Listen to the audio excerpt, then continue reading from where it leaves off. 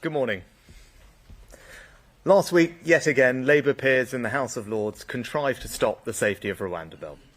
For almost 2 years, our opponents have used every trick in the book to block flights and keep the boats coming. But enough is enough. No more prevarication, no more delay. Parliament would sit there tonight and vote no matter how late it goes.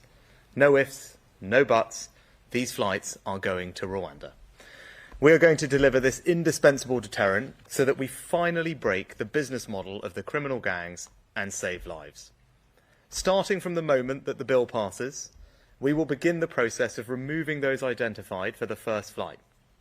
We have prepared for this moment. To detain people while we prepare to remove them, we've increased detention spaces to 2,200. To quickly process claims, we've got 200 trained, dedicated caseworkers ready and waiting. To deal with any legal cases quickly and decisively, the judiciary have made available 25 courtrooms and identified 150 judges who could provide over 5,000 sitting days. The Strasbourg Court have amended their Rule 39 procedures in line with the tests set out in our Illegal Migration Act.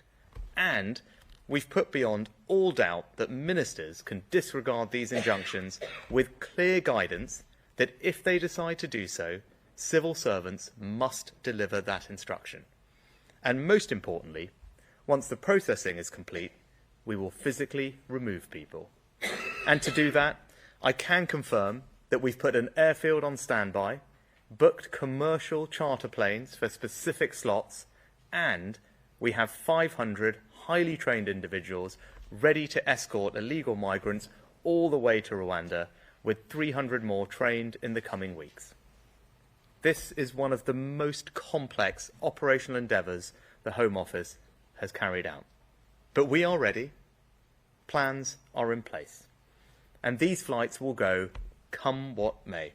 No foreign court will stop us from getting flights off. Rwanda is ready too, and I'd like to thank the government of Rwanda for their work in strengthening their asylum system, passing legislation, and setting up a new appeals tribunal. The next few weeks will be about action. But whilst I'm conscious people want deeds, not words, I'm not going to outline now exactly what will happen when. And there are good operational reasons for this. There is a loud minority who will do anything to disrupt our plan. So we will not be giving away sensitive operational detail which could hinder all the progress made to date. Teams across government need to be able to get on and deliver without interference. They are working flat out to deliver this genuine game changer. The first flight will leave in 10 to 12 weeks. Now, of course, that is later than we wanted, but we have always been clear that processing will take time, and if Labour peers had not spent weeks holding up the bill in the House of Lords to try to block these flights altogether, we would have begun this process weeks ago. And the success of this deterrent doesn't rest on one flight alone. It rests on the relentless, continual process of successfully and permanently removing people to Rwanda with a regular rhythm of multiple flights every month over the summer and beyond until the boats are stopped. Now, I know there are some who will hear all of this and accuse me of lacking compassion, but the truth is the opposite.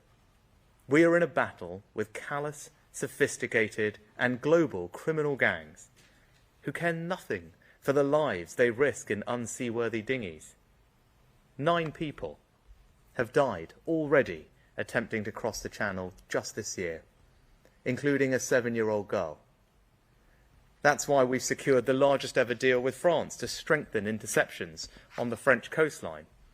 And because a third of all arrivals were coming from Albania, we struck a deal that reduced illegal Albanian migrants by 90%. Taken together with doubling illegal working raids and returning 150 hotels back to our local communities, we got the number of small boat arrivals last year down by more than a third. The first time they had fallen since this phenomenon began, and at a time when European countries were seeing numbers rise exponentially. But these sophisticated gangs are changing tactics once again.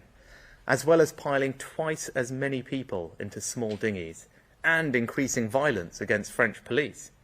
They have shifted their attention towards vulnerable Vietnamese migrants. Vietnamese arrivals have increased tenfold and account for almost all the increase in small boat numbers we have seen this year. And just as we succeeded in reducing Albanian arrivals dramatically, so I'm confident we will do the same when it comes to the Vietnamese.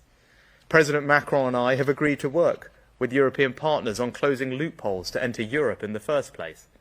The Home Office have signed a joint statement with the Vietnamese government committing to deepen our already very strong migration relationship.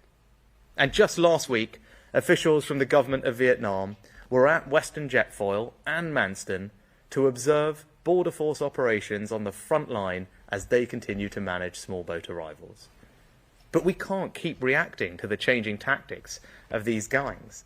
The truth is, we need innovative solutions to address what is a global migration crisis, to disrupt the business model of people smuggling gangs and save lives. And that means a systematic deterrent.